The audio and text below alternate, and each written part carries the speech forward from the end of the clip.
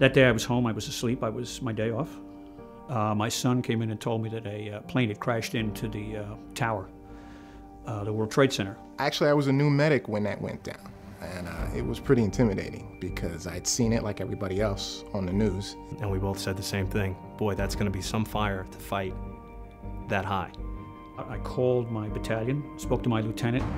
His words to me were, "We're probably at war, get in any way you can." They had lost 9 guys.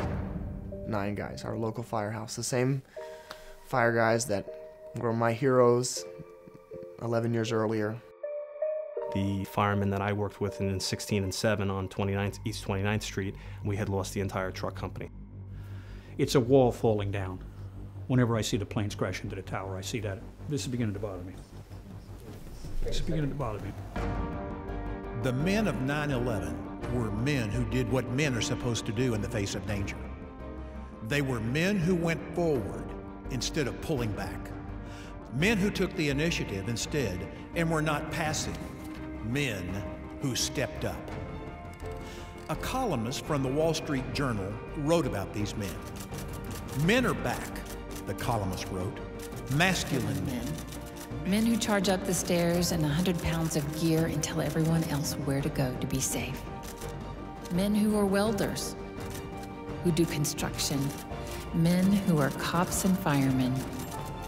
They are, all of them, one way or another, the men who put out the fire. I thought about, what am I going to do? Everyone's going to look up to me. I'm the paramedic. I've been trained in pre-hospital care.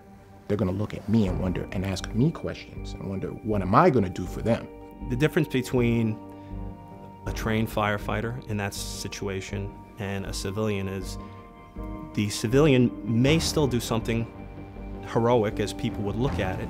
The firefighter, we view it as our job. So regardless of what's taking place, we've been trained to be in dangerous situations. We are confident that our training will actually get us through. I don't run from things. I don't. I'd rather face it and have you think the worst of me than think I couldn't face what I was supposed to face. Until I started working for the fire department, I never thought I'd find something that I was meant to do. And I feel meant to do this. You don't think of it at the time. It's just what, part of it's training, okay? And part of it's just an idea that this is what I gotta do. I gotta, not that I can make a difference, I'm gonna change the world or whatever, but I can change this scene. I can do something about this right now. What we call courage or bravery, or you're still nervous, you're still apprehensive, but you do it anyway. We're experiencing a new respect for old-fashioned masculinity, a new respect for physical courage, for strength, for a willingness to use both for the good of others.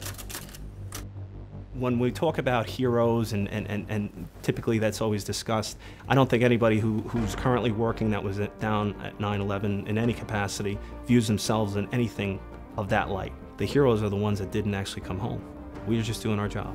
If somebody's not going to take charge, I will. I mean, I don't know why, but I've always thought that maybe there's something that clicks that, not maybe we're taught, maybe just something that you inherited from a long line of people that, however, it's just that, okay, I can do this. I got this. We got this, You don't have to be a fireman to be one of the manly men of September 11th. Those businessmen on Flight 93, which was supposed to hit Washington. The businessmen who found out what was happening to their country, said goodbye to the people they loved, snapped the cell phone shut and said, "Let's roll." Those were tough men. The ones who forced that plane down in Pennsylvania. They were tough, brave guys. And of course, that selfless attitude that comes with the job. They did what they could. They went in, guns a-blazing. Something that you learn from day one when you come to the firehouse is you have to step up. You have to take responsibility. Become selfless, not selfish. It's about the guy laying there, or this woman that's having a baby, or this, or that, or the other thing. It's about that. It's not about you. If you got an ego in this business, swallow it. Not gonna do you any good. You can be a hero afterwards. There is a legacy on this job, which I think really feeds into and speaks to manhood.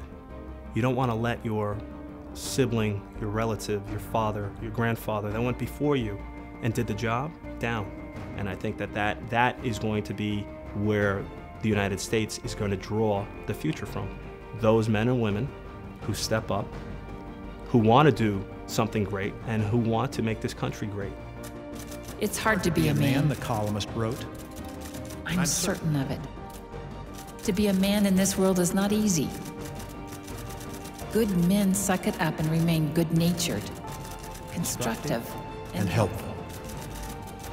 Men don't run from the battle, they run toward it. They don't back down, they take initiative. They step up.